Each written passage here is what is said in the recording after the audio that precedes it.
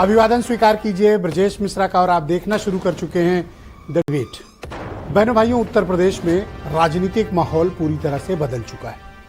उत्तर प्रदेश में समाजवादी पार्टी और कांग्रेस के गठबंधन के समक्ष बीजेपी की भी चुनौती है। भारतीय जनता पार्टी इस वक्त उत्तर प्रदेश में जो लोकसभा चुनाव के नतीजे आए हैं उसमें बीजेपी को उसके आशानुरूप करारी शिकस्त, हालांकि उम्मीदें उसकी ज़्यादा थी लेकिन यूपी में उन्हें बड़ी करारी शिकस्त का सामना करना पड़ा। तो अब उत्तर प्रदेश में दो तीन बातें अहम हो गई हैं। यहाँ 9 सीटें विधायकों के रिक्त हो गई हैं, जो मेंबर ऑफ पार्लियामेंट बन गए हैं उनके इस्तीफे से 9 सीटें खाली हो गई हैं। अगली भिड़ंत इन 9 सीटों पर होने वाली है और उससे भी ज़्यादा इम्पॉर्टेंट कि अखिलेश यादव अब जब दिल्ली जा रहे हैं तो उत्तर प्रदेश कौन संभालेगा, और आने वाले वक्त में अब जब 27 की तैयारियां शुरू होंगी तो उत्तर प्रदेश का माहौल क्या होगा। समाजवादी पार्टी और उनका गठबंधन का सहयोगी कांग्रेस के साथ भारतीय जनता पार्टी उत्तर प्रदेश में आमने सामने हैं। आज चर्चा इसी विषय पर होगी। बहन भाइयों, लोकसभा चुनाव के नतीजों ने उत्तर प्रदेश का राजनीतिक वातावरण पूरी तरह से बदल दिया है। उत्तर प्रदेश में मुकाबला बिल्कुल आमने सामने का है। जो एक तीसरा कोण हुआ करता था बहुजन समाज पार्टी, वो धीरे धीरे इरेलीवेंट होती जा रही है। हमने कल की डिबेट में भी ये डिस्कस किया कि 30% वाली पार्टी आज 9% वोट शेयर पर सिर्फ खड़ी है, एक एमएलए, कोई सांसद नहीं। तो बहुजन समाज पार्टी का वोट बटा और इसका लॉयन शेयर किसे मिला? गठबंधन को। गठबंधन में भी किसको? समाजवादी पार्टी को। समाजवादी पार्टी अब एक बहुत बड़ी चुनौती बीजेपी के समक्ष प्रस्तुत कर रही है। हार के बाद भारतीय जनता पार्टी में आपसी कलह है, झगड़े शुरू हो गए हैं, आरोप प्रत्यारोप का दौर शुरू हो गया है। लेकिन बीजेपी ने अभी तक कोई भी समीक्षा नहीं की, कोई भी अध्ययन नहीं किया, किसी से कुछ पूछा नहीं।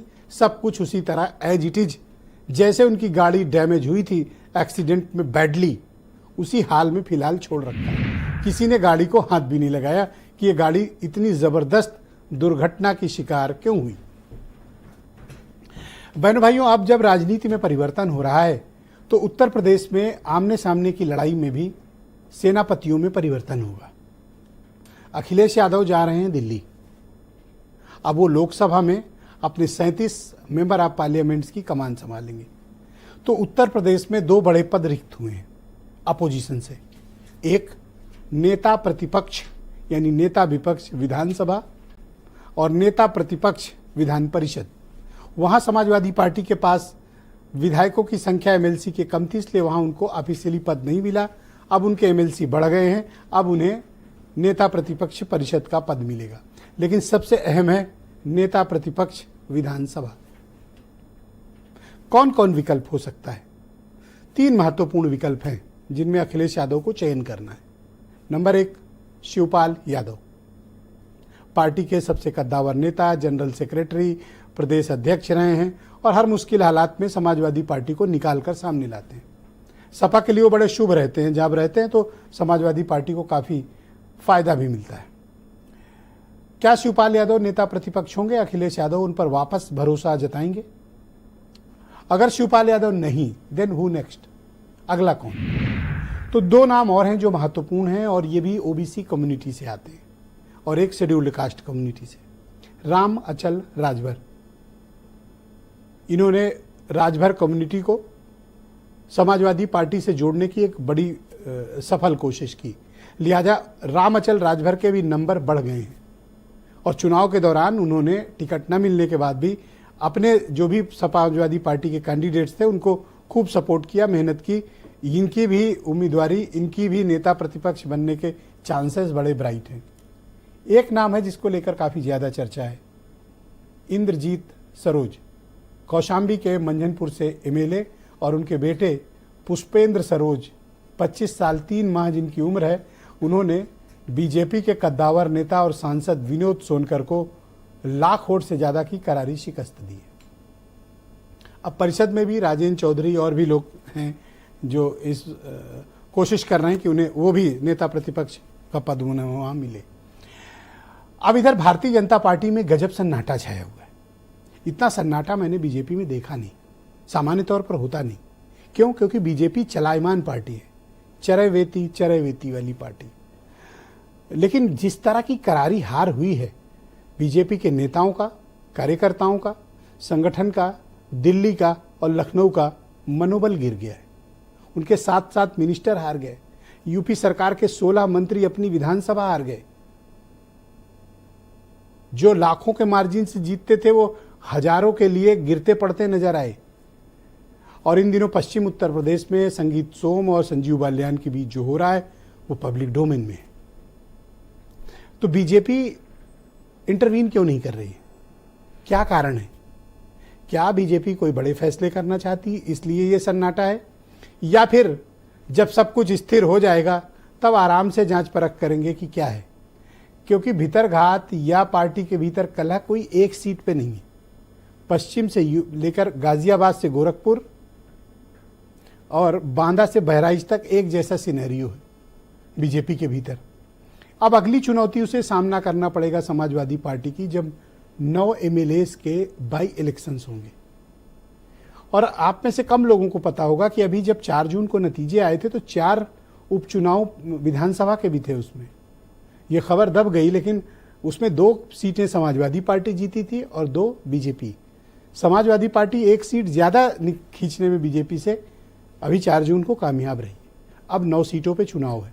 अहम चुनाव करहल का होगा जो सीट अखिलेश यादव ने छोड़ी है, और मिल्कीपुर का होगा जो अवधेश प्रसाद अयोध्या से सांसद बने हैं वहां का। तो अब जब सिनेरियो साफ है, लड़ाई आमने सामने की है, उत्तर प्रदेश ने क्या तय किया है?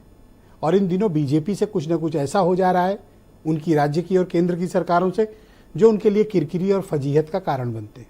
जैसे ताजा मिसाल उत्तर प्रदेश में ठेके पर पुलिस की भर्ती। बहुत बड़ा स्कैंडल हुआ। डीजीपी ने लाख सफाई दी, लेकिन दरअसल आदेश उन्हीं के यहाँ से जारी हुआ था और उसमें उत्तर प्रदेश शासन का भी जिक्र था।